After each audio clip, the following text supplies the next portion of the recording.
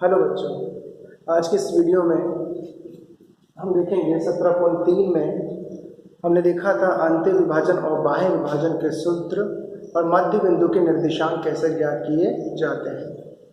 हम देखेंगे आज 17.3 में क्वेश्चन नंबर 4। क्वेश्चन नंबर 4 में क्या पूछा जा रहा है? एक वृत्त के व्यास के सिरों के निर्देशांक, व्यास के सिरे दो सिरे हैं जिनके निर्देशांक है 7, -1, 5 और 3 है। तब हमें उस वृत्त के केंद्र के निर्देशांक ज्ञात करने हैं और साथ में हमें त्रिज्या की लंबाई, मतलब त्रिज्या की लंबाई या दूरी ज्ञात करनी है। हम हल देख लेते हैं उसका। अब ये क्वेश्चन है, अब ये तुम्हें समझना पड़ेगा ये क्वेश्चन किस पे पूछा जा रहा है। आंतरिक विभाजन, बाह्य विभाजन और एक है मध्य बिंदु। हम जानते हैं जो केंद्र होता है, केंद्र के निर्देशांक, केंद्र किसका मध्य बिंदु होता है? केंद्र होता है व्यास का मध्य बिंदु होता है। तो हम यहाँ पे फॉर्मूला लगाएंगे, दो बिंदुओं को मिलाने वाली रेखाखंड जो कि व्यास है, इसके मध्य बिंदु के निर्देशांक ज्ञात करना। तो हम लिखेंगे, पहले हम व्यास के सिरे, जो कि दो सिरे हैं, उनको नाम दे दिया जाएगा उन दोनों को। तो माना व्यास के सिरे, दो सिरे, पहला बिंदु ए 7, -1 और दूसरा हो जाएगा बी 5 और 3। तो हमने यहाँ पे दो बिंदु मान लिए हैं, दोनों सिरों को ए और बी मान लिया है। और मुझे क्या ज्ञात करना है? केंद्र के निर्देशांक। तो जो हमें ज्ञात करना है केंद्र, और केंद्र कहाँ होगा? केंद्र व्यास के बीचों बीच होगा, मतलब व्यास का मध्य बिंदु होगा। तो केंद्र को हमने मान लिया सी, और इस जो हमें ज्ञात करना था मध्य बिंदु, इसको हमने मान लिया एक्स और वाई। अब हम क्या करते हैं? हम जानते हैं जो वृत्त का केंद्र होगा, जो हमें फाइंड आउट करना है निर्देशांक एक्स वाई, जो वृत्त का केंद्र होता है सी, वो व्यास ए बी। हम इसको ऐसे समझ सकते हैं, व्यास के दोनों सिरों को मिलाने वाली रेखाखंड ए बी, रेखाखंड ए बी या व्यास ए बी का क्या है? मध्य बिंदु। तो अब मध्य बिंदु के लिए हम एक फॉर्मूला लगाएंगे, लेकिन उससे पहले हम क्या करेंगे, यहाँ पर हम जो बिंदु ए है, जो व्यास का सिरा है, व्यास का सिरा है, इसको हम, इसके निर्देशांक को हम x1 y1 मान लेते हैं। तो यहाँ बिंदु ए जो है, जो 7 -1 है, तो इस पहले बिंदु को, व्यास के पहला जो बिंदु है, इसको हम मान लेते हैं x1 और y1 के बराबर। बिंदु बी जो कि दूसरा सिरा है, उससे मान लेते हैं 5 और 3 को x2 और y2, यानी ये x2 हो गया और ये y2। और केंद्र जो कि सी है, उसके निर्देशांक क्या है? x और y। तो इस प्रकार तीन बिंदु हो गए, सिरों वाले हो गए x1 y1, x2 और y2, और जो बीच में बिंदु आएगा, यानी जो काट रहा है, उसे हमने x y मान लिया है। तो हमने ऊपर लिख दिया था कि सी किसका मध्य बिंदु है? सी ए बी का मध्य बिंदु है।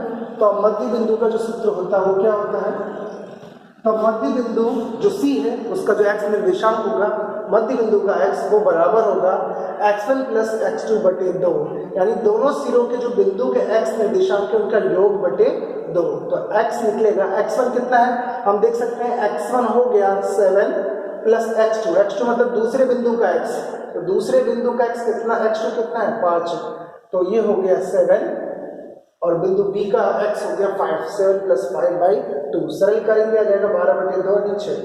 तो इस प्रकार बिंदु C, यानी जो कि मध्य बिंदु है, यानी केंद्र है, मध्य बिंदु मतलब केंद्र C क्या है? मध्य बिंदु है, तो उसका x निर्देशांक आ गया है। इसी प्रकार हम y निर्देशांक भी मध्य बिंदु के सूत्र से निकालेंगे, y1 + y2 बटे 2।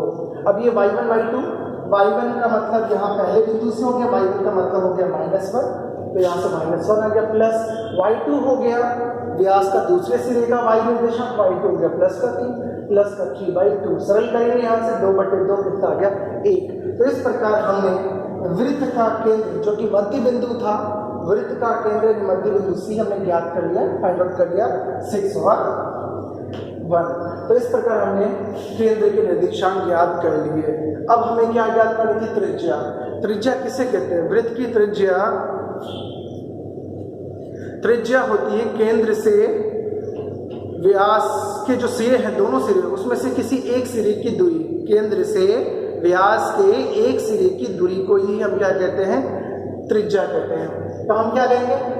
केंद्र क्या था? केंद्र सी था, तो सी से, केंद्र से यानी सी से, चाहे व्यास के इस सिरे की दूरी, चाहे व्यास के इस सिरे की दूरी क्या कहलाएगी? त्रिज्या कहलाएगी।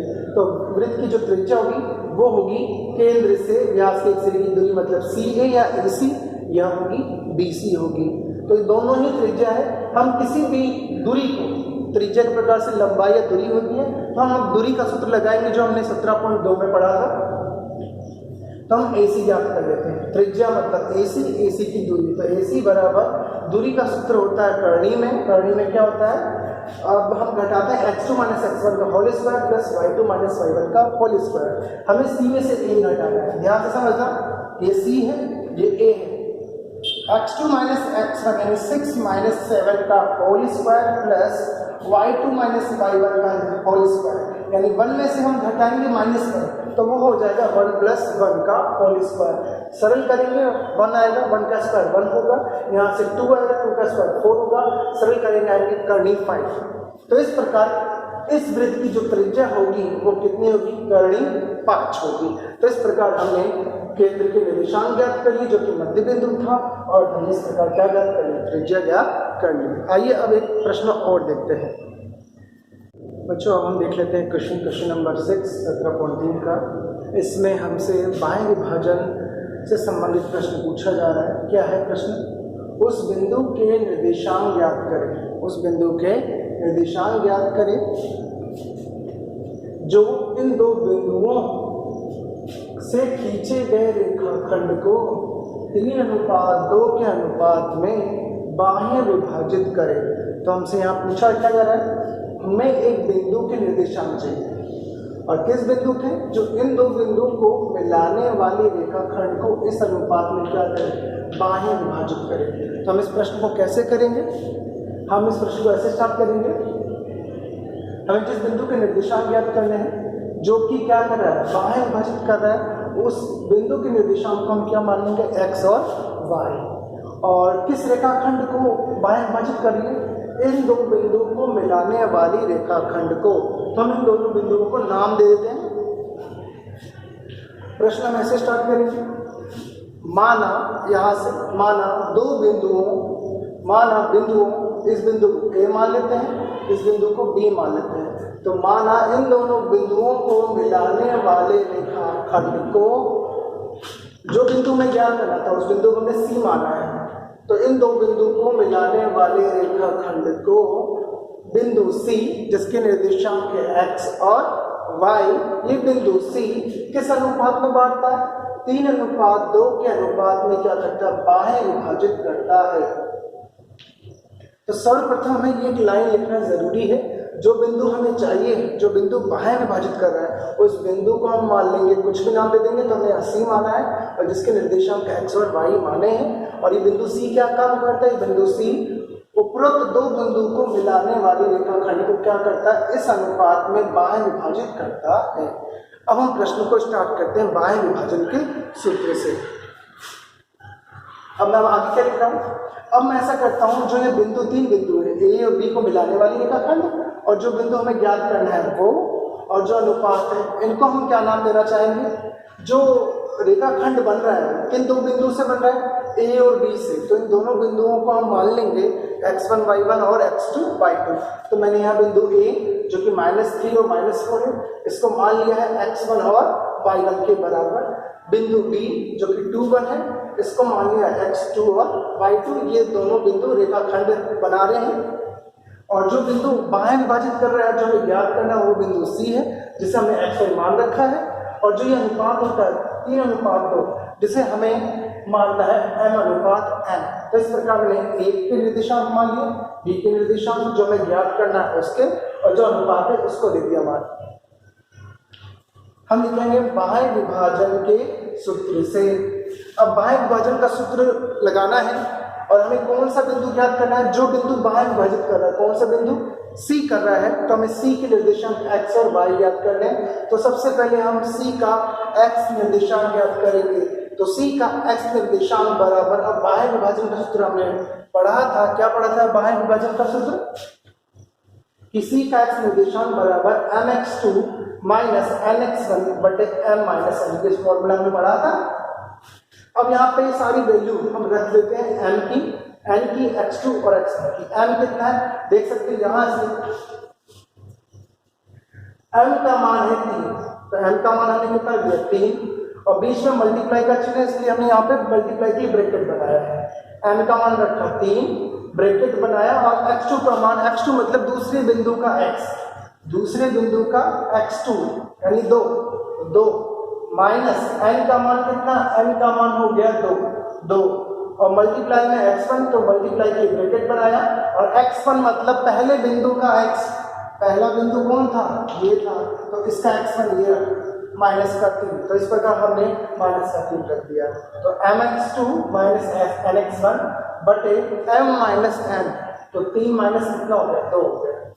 इसीलिए c ऑफ x मतलब c का x निर्देशांक बराबर, इसे हम सरल कर लेते हैं, 3 दूना 6 और माइनस माइनस प्लस, वही 3 दूना मतलब 3 दूना 6 बटे 3 माइनस 2 कितना 1, सरल करेंगे हम कितना है 12 बटे 1 मतलब 12। इस प्रकार हमने c का x निर्देशांक ज्ञात कर लिया है। अब हम देखते हैं c का y निर्देशांक ज्ञात करना, फॉर्मूला वही लगेगा, cy बराबर my2 माइनस ny1 बटे m माइनस n, और वही फॉर्मूला रखेंगे। m का मान देख सकते हैं, m का मान 3 है, 3 रखा और मल्टीप्लाई की ब्रैकेट लगाया, y2 मतलब दूसरे बिंदु का y, दूसरे बिंदु का y कितना है, y2 मतलब 1, तो ब्रैकेट में 1 लिखा, माइनस n का मान तुम जानते हो अनुपात में n का मान 2 है, और y1 मतलब पहले बिंदु का y, तो पहले बिंदु का y कितना है, पहले बिंदु का y है माइनस का 4, ब्रैकेट में रखा माइनस 4 बटे m माइनस n, सरल करेंगे, यहाँ से 3 आएगा, यहाँ से प्लस हो जाएगा, 2 4 गुना 8 बटे कितना आ जाएगा 1, 8 और 3 11। इस प्रकार हमने c का x निर्देशांक 12 ज्ञात किया, c का y निर्देशांक 11 ज्ञात किया। इसीलिए बिंदु c का जो x और y निर्देशांक होगा वो किसके बराबर होगा, 12, 11 के बराबर होगा, और अंत में हम एक लाइन लिखेंगे। इसीलिए बिंदु c जो कि 12 और 11 है, बिंदु c रेखाखंड AB को इस अनुपात में क्या करता है, बाहें विभाजित करता है। ये लाइन हम जरूर लिखेंगे अंतिम में कि रेखाखंड या दो बिंदु A और B को मिलाने वाली रेखाखंड को बिंदु C जो कि 12 और 11 है, वो उसे 3:2 के अनुपात में क्या करता है, बाहें विभाजित करता है। आज के लिए बस इतना ही।